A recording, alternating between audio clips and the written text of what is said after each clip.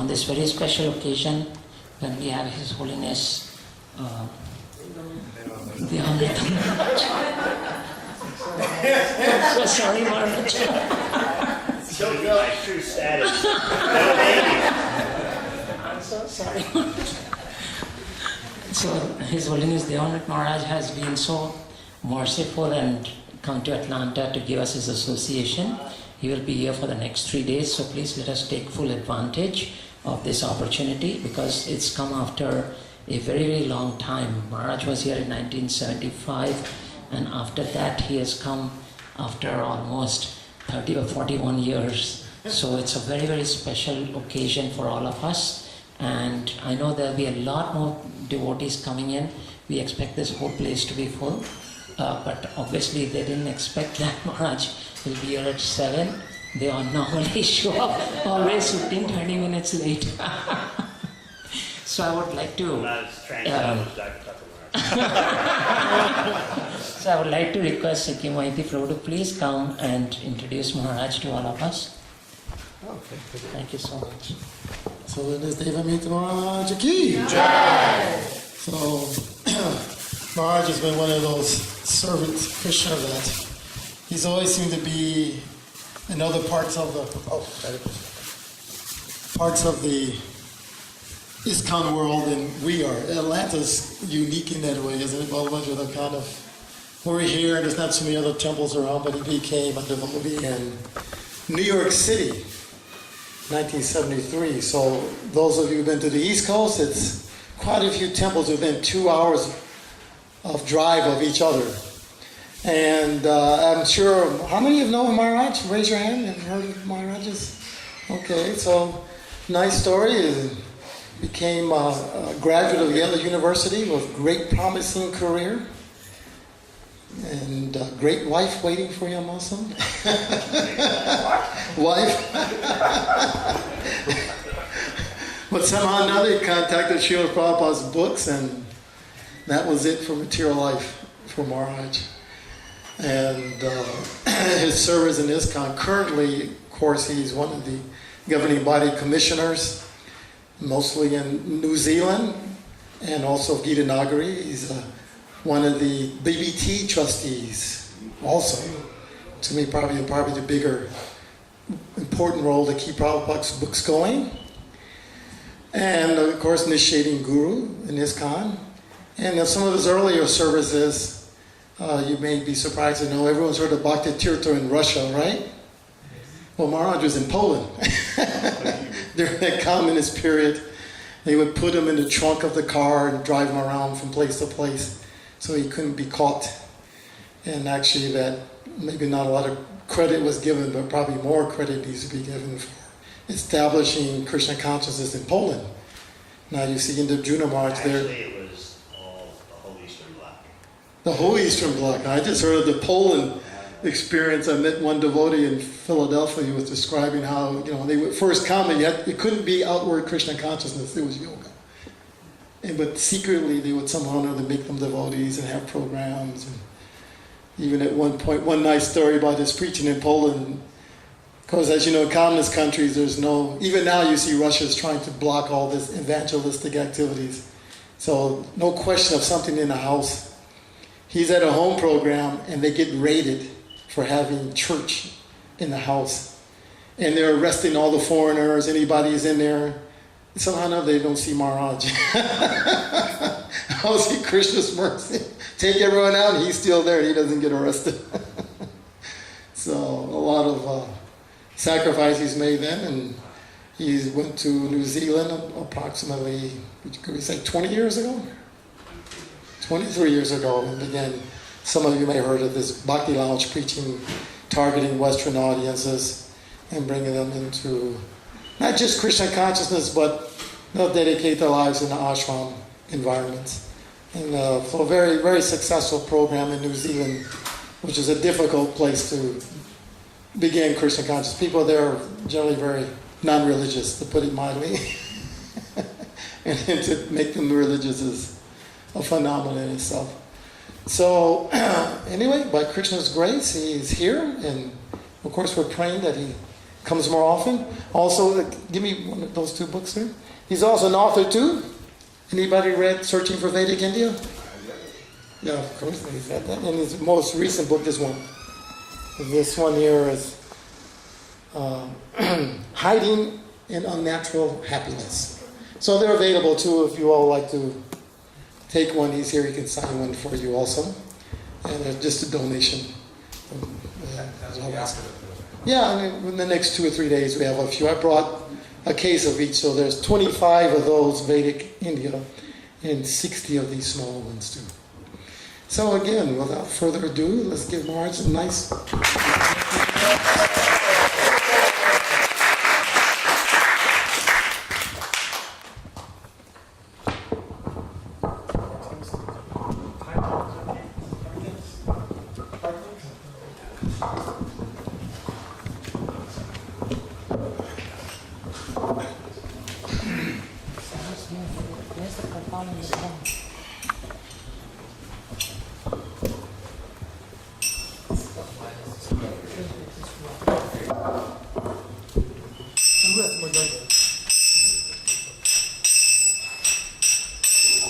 Jai Radha Madhva Kunja Bihari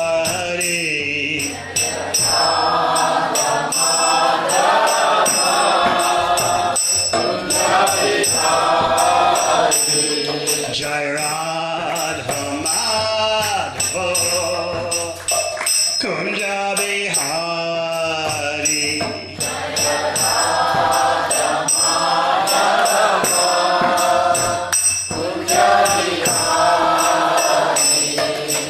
Gopi Janabalaba Giribadhari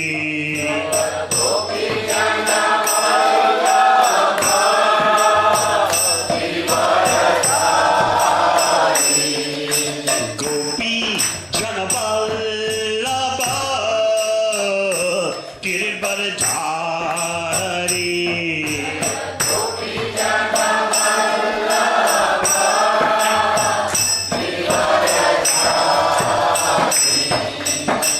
Yasoda Nandana Brajajana Ranjana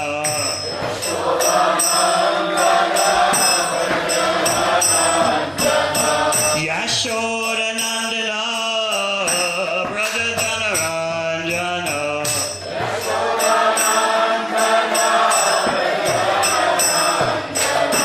Jamuna Tira Vanachari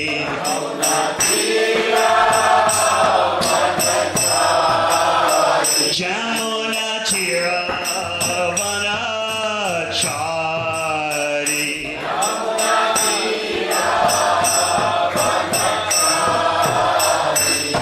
Jai Radha Madhava Kunja Bihari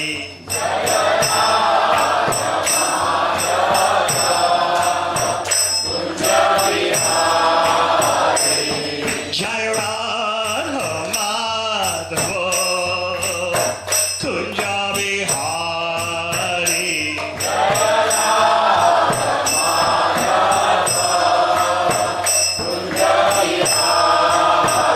Jaya Gopi Chanaballabha Girivardhari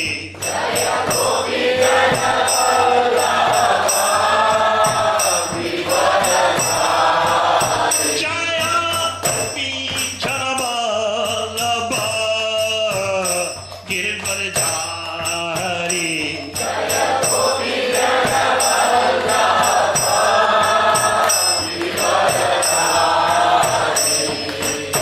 Yashoda Nandana Brajajana Ranjana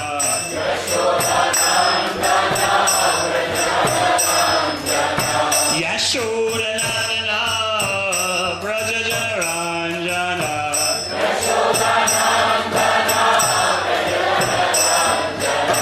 Jamuna Tira Vanachari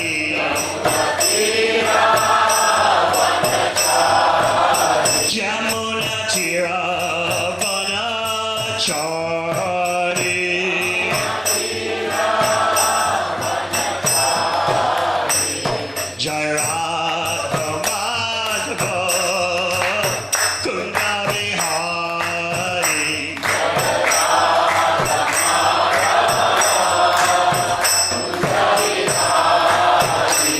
Jai Radha Madhava Kunja Bihari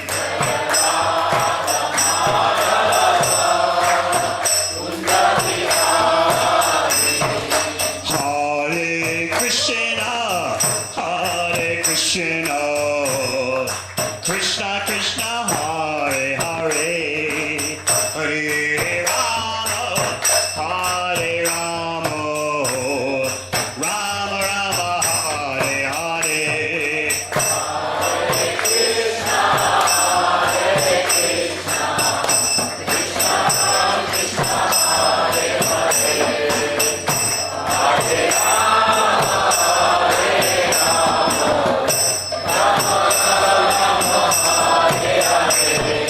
Hare Krishna, Krishna Krishna, Hare Hare, Hare Rama,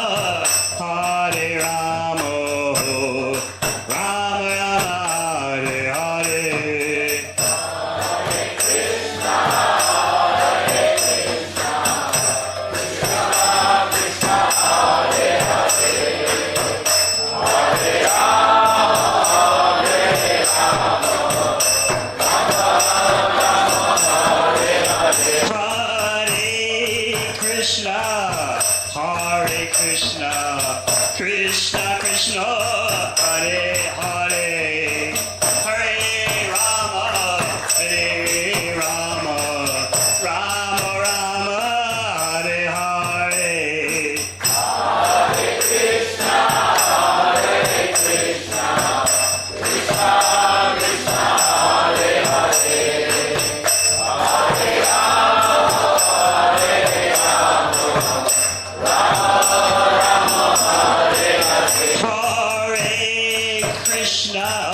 Hare Krishna, Krishna Krishna, Hare Hare, Hare Rama,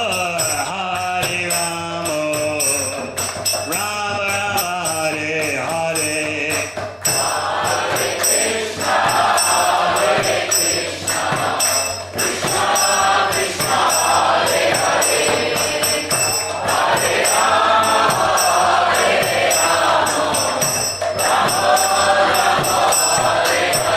Hare Krishna, Krishna Krishna, Hare Hare, Hare Rama, Rama Rama, Hare Hare.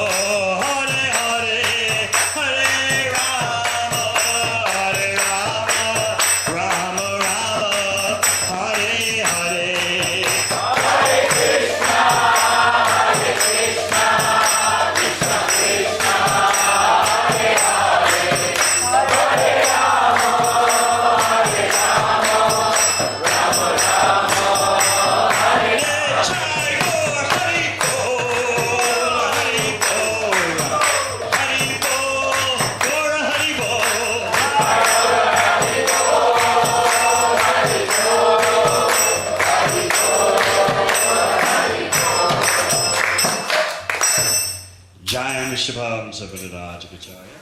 Sto Desattasisima A.C. Bhakti Vedanta Swami Maharaj Prabhupada Ki Jai Vishnavam Sabharadajacharya. Sto Desattasisima Bhakti Siddhanta Sarasita Prabhupada Ki Anantakoti Vaishnavinda Ki ISKCON Founder Charles Prabhupada Ki Nama Charles Haridas Thakur Ki Prem Sikho Shri Krishna Chaitanya Prabhu Nityananda Shri Advaita Gadadhara Shri Vasari Gaur Bhakta Ki Shri Shri Radha Krishna Gopa Gopinath Shama Kun Radha Kun Giri Govardhan Ki Vrindavan Dham Ki Navadvip Dham Ki Ganga Mai Ki Yamuna Mai Ki Tulasi Devi Ki Bhakti Devi Ki Samaveda Bhakta Vrinda Ki Oh Premanandi ISKCON 50th Anniversary Ki all glories assembled devotees. All glories assembled devotees. All glories assembled devotees. All glory to CC Guru Gauranga.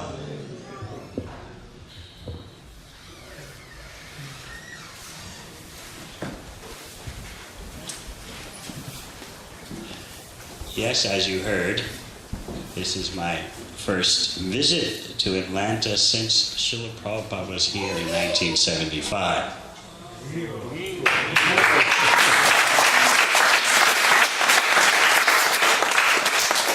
All glories to that famous visit by Srila Prabhupada, which is eternally etched in the hearts of the Vaishnavas.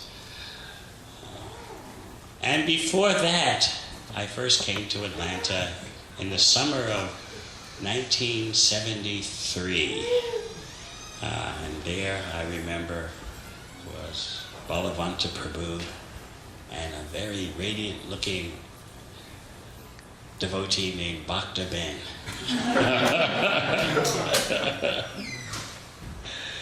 And who else? I remember Vaishnavananda and Charadeshna. So, I've been here twice, but upon the invitation of your temple president, Vedasar, who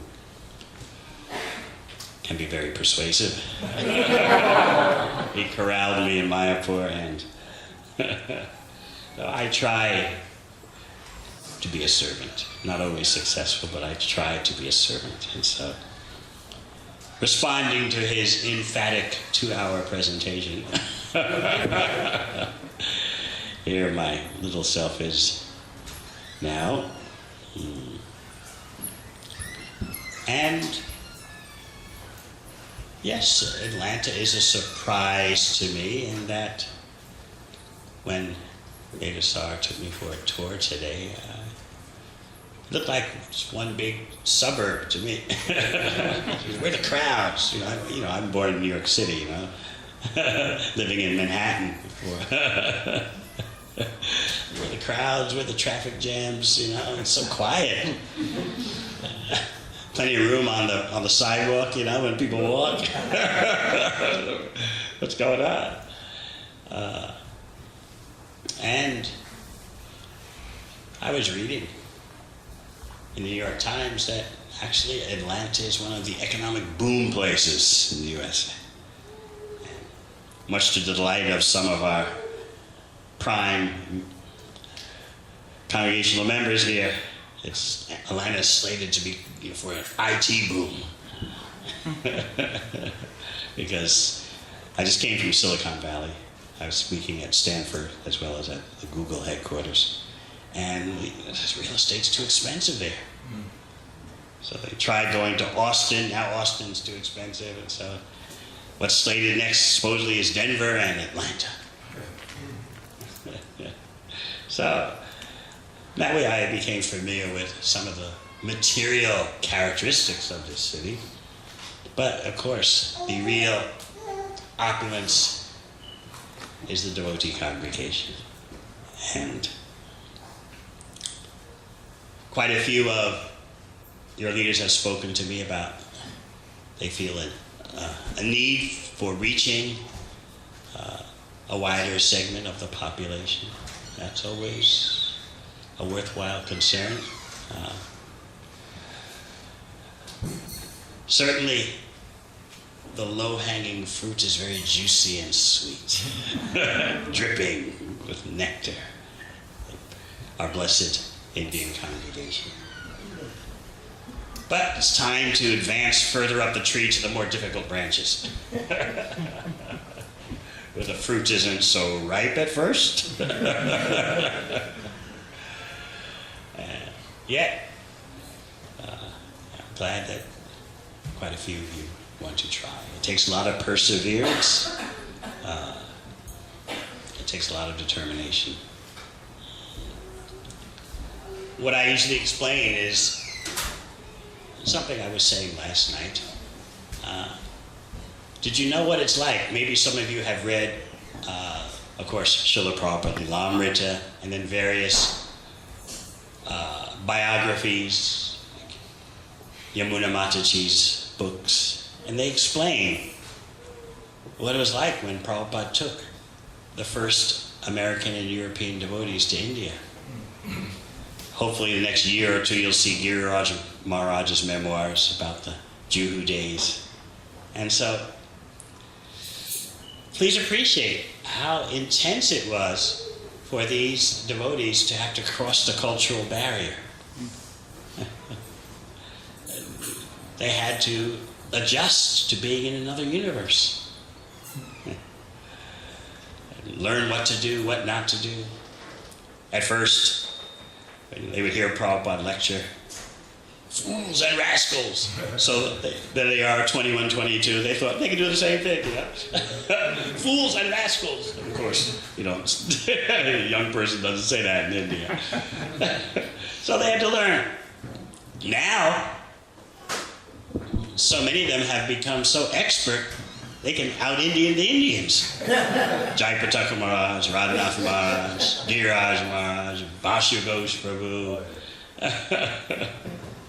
So therefore, I always make the point, if it can go one way, it can also go the other way. Yes. It'll take some perseverance, some patience. Remember, Srila Prabhupada said that in order to start ISKCON, he had to walk through fire. So what was that fire? You can look at this from the spiritual world point of view. Here you have a Vaikuntha person entering the pit of Kali Yuga. New York City alone. Or you can look at it from the cultural point of view. A Bengali gentleman coming to New York and seeing the horrors firsthand. So that was the fire for Srila Prabhupada. Having to deal with such a contaminated atmosphere and shaking the rug this way and that way, trying to find someone who is wanting to take Krishna seriously, and for 1 year having no help, no assistance. So that's the fire. And if some of you can take that mission to heart, you'll certainly get the blessings of Lord Chaitanya, who wanted the whole world to become Krishna conscious. You've no doubt been thinking during this anniversary year of Srila Prabhupada's coming to New York and struggling alone. Actually, I must confess, the only barrier I had to accepting everything that Srila Prabhupada said and everything Krishna said, there's only one thing. And that was, I couldn't figure out why he would criticize New York. He obviously just, he's got it all together, but this thing, he just hasn't clicked on him yet.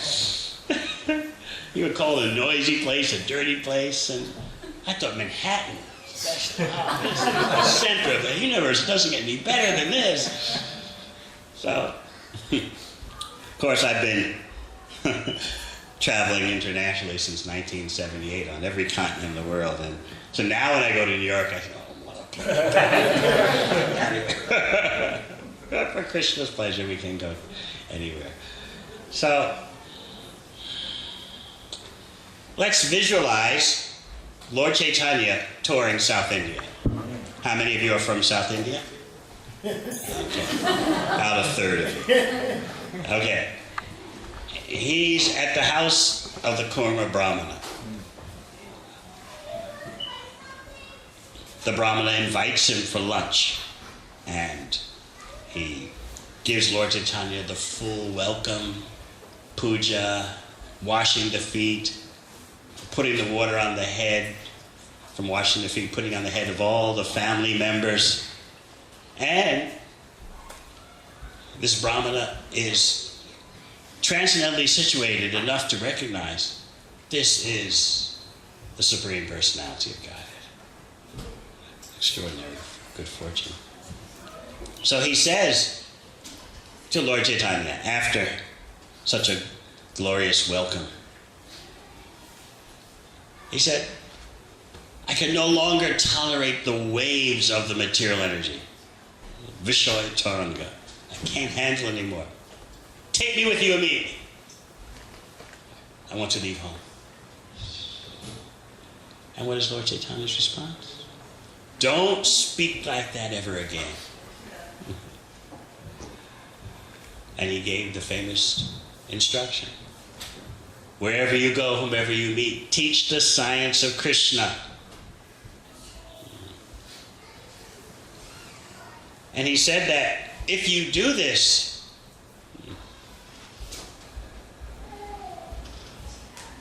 you can rejoin me. But in fact, if you do this, you'll always be with me. What is this instruction about Yare Deko Tareko Krishna Upadesh? Ama Ajay Guru Hoya Taro is. What is about it? It is the same thing as Krishna said. Sarvadharman Prityaja Mamekam Sharanam. Krishna says, surrender to me. Give up all your ideas of Dharma. Shut down your plan-making factory. Take my plan. Lord Chaitanya is saying the same exact thing. Wherever you go, whomever you meet, teach the science of Krishna. That is the same as Krishna saying, surrender to me. So this is the height of bhakti mysticism. If you can catch this, you're on the expressway back to Godhead. How taking up Lord Chaitanya's order is the same as following Krishna's order to surrender.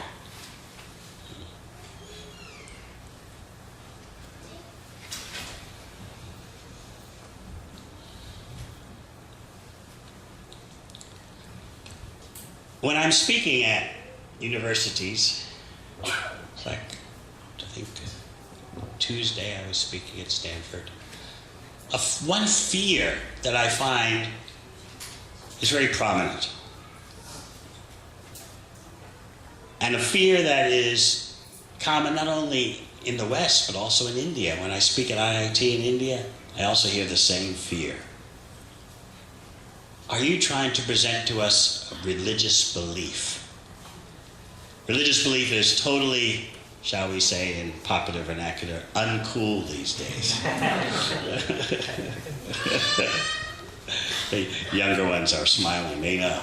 You don't want to be known as a religious believer, right? No way. A true believer. No. So the fear amongst the audience is always about that point. Are you just presenting to us another religious belief that causes strife and argument in the world? Are you asking us to turn off our intelligence and just have blind faith? Believe and we'll be saved? They have that fear. And of course in India, that paranoia manifests in a different way. We have respect for all the mythologies. My grandmother, she read Mahabharata to me when I was little. I know. We have respect. But, Swami, do you really take it seriously? You should respect it. One young person at IIT even told me, Swami, I have Bhagavad Gita on my shelf. And I touch it every week. Before touching, I do Akshman. Every week I touch it once. So there's respect, but no appreciation of how Krishna Tattva, the science of Krishna, is far beyond religious belief.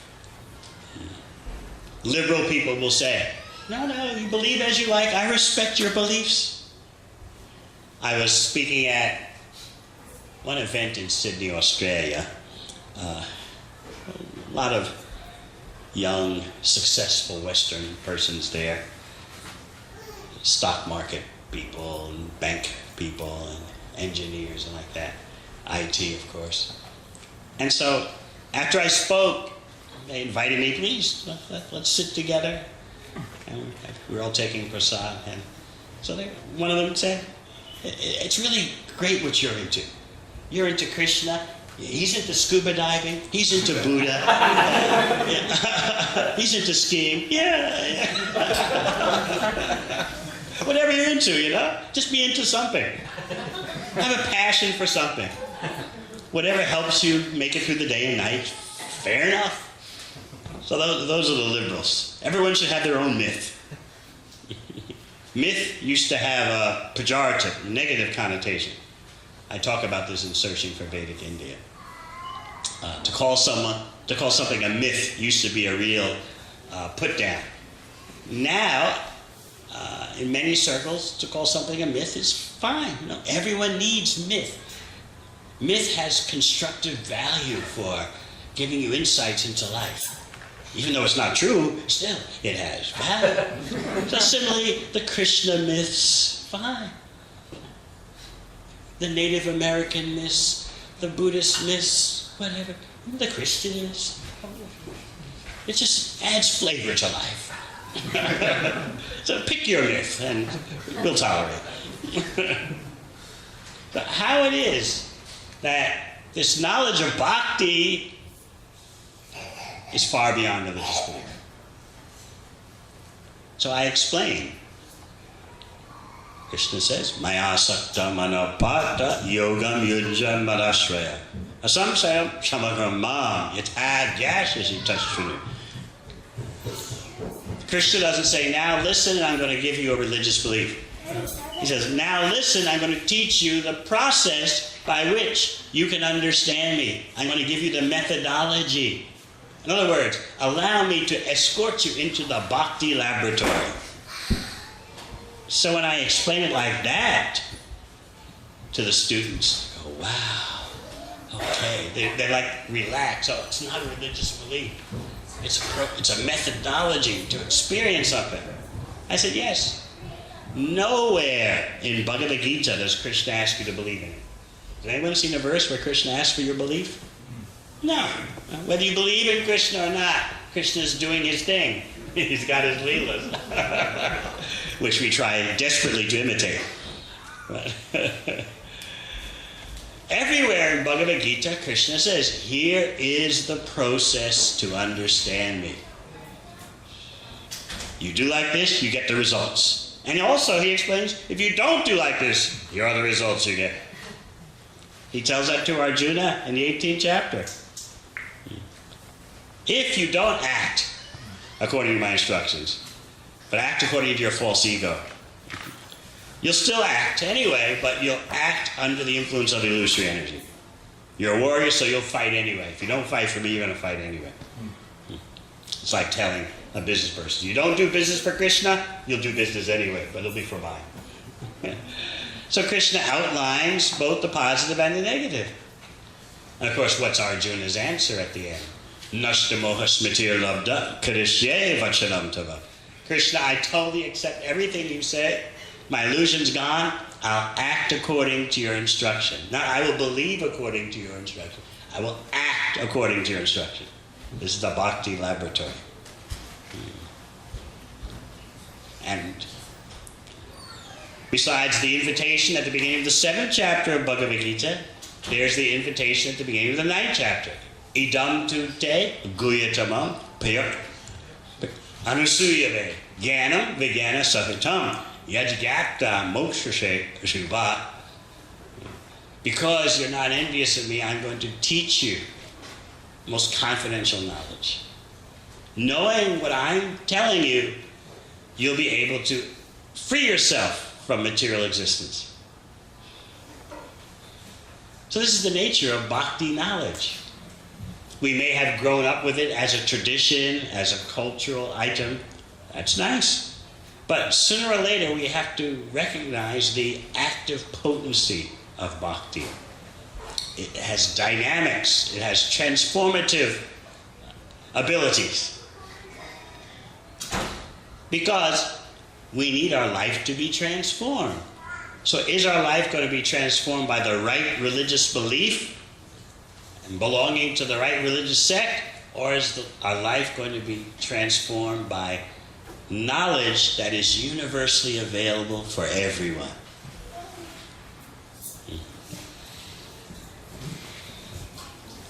Bhagavad Gita happens to present the most comprehensive spiritual knowledge. And it then leads to Srimad Bhagavatam, the graduate study, the encyclopedia of the spiritual world. All this is available. Sometimes persons not of Indian descent, they ask, well, you talk about this knowledge being the most comprehensive. You talk about this knowledge being the best. But isn't it all Indian? So first of all, I give Prabhupada's response that the sun may seem to rise in the east, but the sun is for everyone. Similarly, the bhakti knowledge seems to have a material origin in India, but the bhakti knowledge is for everyone. If that doesn't work, if they're still skeptical, okay, but that still looks like a lot of a different culture. We want spirituality, but we don't know if we want Indian spirituality. So what do I say to that? I say, right now, I'm going to give you a 700 series BMW.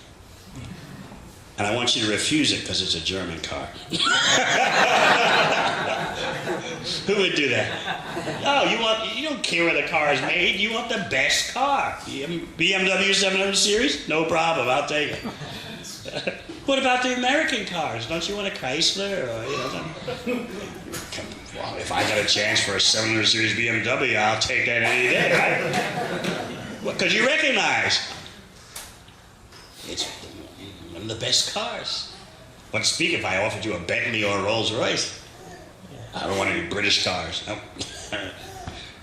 They're Brexit, so forget that. No. You recognize that more important than where the car seems to come from is the quality of the car, the exclusiveness in terms of being superlative. So let's look at the bhakti knowledge in that way.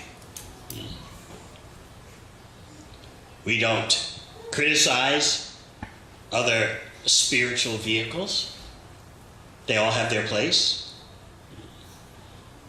At the same time, we have to point out that this knowledge in Bhagavad Gita and Srimad Bhagavatam, there's no comparison. Krishna himself says that in the 4th chapter of Bhagavad Gita. Nahi jnanena sadrasam. There's no comparison to transcendental knowledge. It's the mature fruit of all mysticism. Mature fruit means there's substance that you can taste.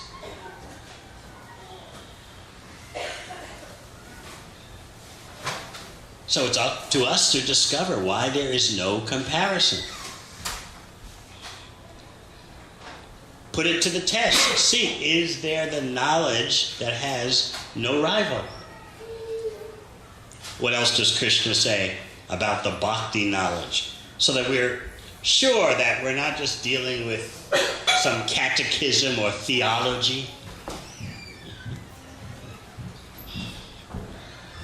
That we're just distinguishing ourselves because of some theological differences. That's what it's all about. No, Krishna says, Jnanagni sarvakarmani. The bhakti knowledge is like a fire that can burn everything. Burn the reactions of all sinful activities. Sarvakarmani, Jnanagni, the fire of the bhakti knowledge. It burns by your hearing, the sound, just the sound vibration alone dissolves karmic reactions. And it burns because by possessing the knowledge, you don't commit the usual mistakes anymore. You know better. But remember, not only do you know better, but also hearing that knowledge is purifying you and burning countless reactions. So we want to focus on the transformative power of bhakti. It's not idle. It is the same as Krishna. Just as Krishna does things, Krishna is always active. Similarly, Krishna's knowledge is always active. Krishna promises you that Tesham lavanukam patam aham jnanajam tamaha nashami atma bhavasto jnana deepena bhasvata. Out of compassion, because you're engaged in devotional service, I, from within your heart, will turn on the shining lamp of knowledge, and that lamp of knowledge will dispel the darkness born of ignorance. This is action. Who would not want to be illuminated and have their ignorance dissipated? What other example does Krishna use to convey the transformative, active nature of bhakti knowledge? Sarvam jnana plavenaiva. The bhakti knowledge is like a boat that can carry you across the ocean of material existence. There's nothing theoretical about a boat that helps you to cross a vast body of water. And in the purport to that verse, Prabhupada describes how bhakti knowledge can lift you out of the ocean of material existence. So these are all dynamic presentations. Now the question is, how much do we want to allow this knowledge to transform us? How do you judge how much you want the knowledge to make changes in you? Look at your sangha, your association. According to whom you associate, that's a very great indicator of your desire for transformation, and how you may be limiting yourself or you may be enhancing yourself. Everything depends on your sangha. If you associate with those who are eager for transformation, then that transformation for you will happen quicker. So much of bhakti depends on transformation brought about by association.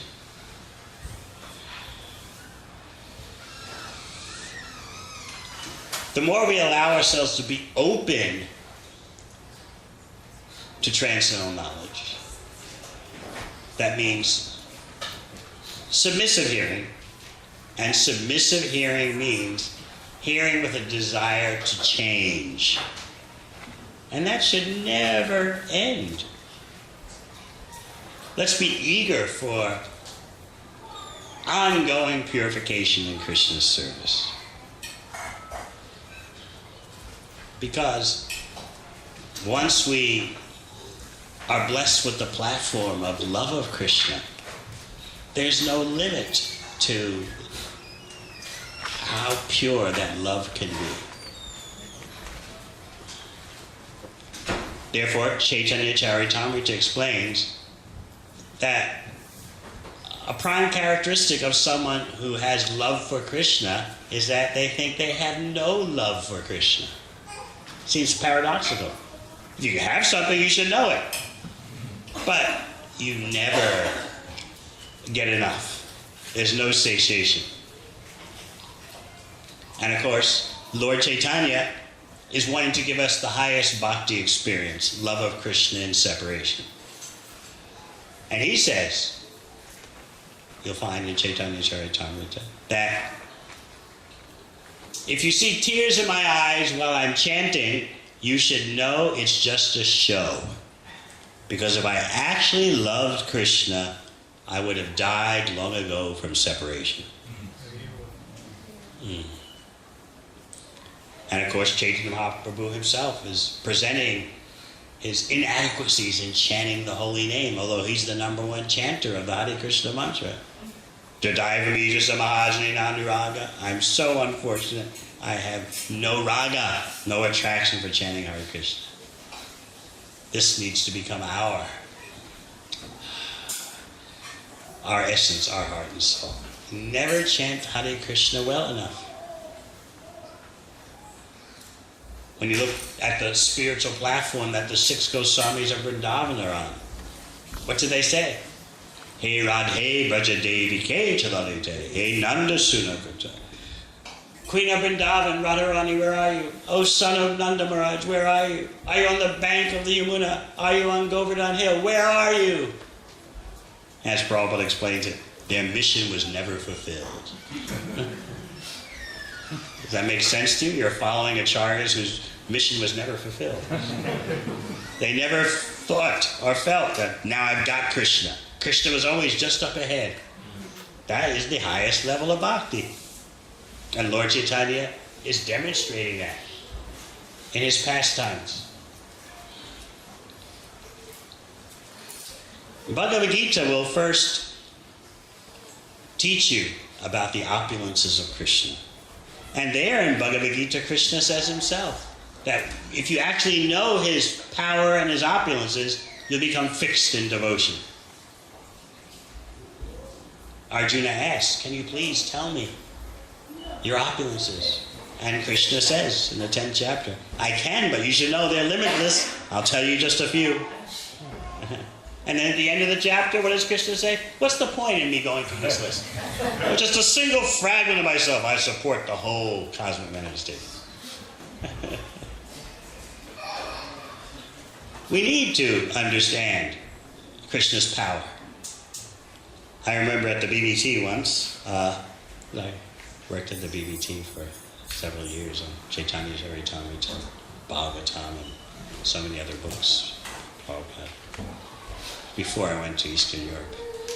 So, the artists were filling Prabhupada's books with pictures of Krishna and the gopis. Nice, yeah? But Prabhupada complained. Who keeps doing this? Every painting in the book is a picture of Krishna and the gopis. No, we want to see how Krishna controls everyone. So first you have to be familiar with Krishna's Aishvarya, his opulences. But at the same time, because we're followers of Lord Chaitanya, we need to be aware that there is a spiritual platform of love of Krishna beyond awareness of Krishna's opulences. But we can't artificially pretend to be on that platform. But we should be aware of that platform. Lord Chaitanya explains it this way in Chaitanya Charitamrita. There's Aishvarya Jnana Yukta, knowledge of Krishna's opulences. And there's Kevala Bhava, pure expression of love of Krishna without any fascination or interest in Krishna's opulences. Let's consider, I just happen to be reading today, the example of Devaki and Vasudeva. They're described as nearing the Vrindavan platform. They're mature devotees. They're not quite as situated in Aishvarya, in opulence, as the Dwarka devotees, but they're not as spontaneous in Kevala Bhava as the Vrindavan devotees. So sometimes Vasudeva and Devaki are aware of Krishna's opulences, and sometimes they just treat him as their son. So you can see this conundrum, this puzzle happened right after Krishna kills Kamsa. You know, sometimes when you read about what Krishna does, you think, Krishna's got a lot of nerve. After he killed Kamsa, and then all Kamsa's brothers attacked Krishna, and Krishna killed them, what did he do? He consoled Kamsa's widows, and even performed the funeral ceremony. He was actually, the acharyas describe, that Krishna, when consoling the widows of Kamsa, he was actually showing tears and and even presenting himself like, I don't know what came over me, the anger of passion. I have deprived these women of their husband. Oh. So what is this? This Nara Leela, these human-like activities, are all a manifestation of Swayam Bhagavan. Krishna's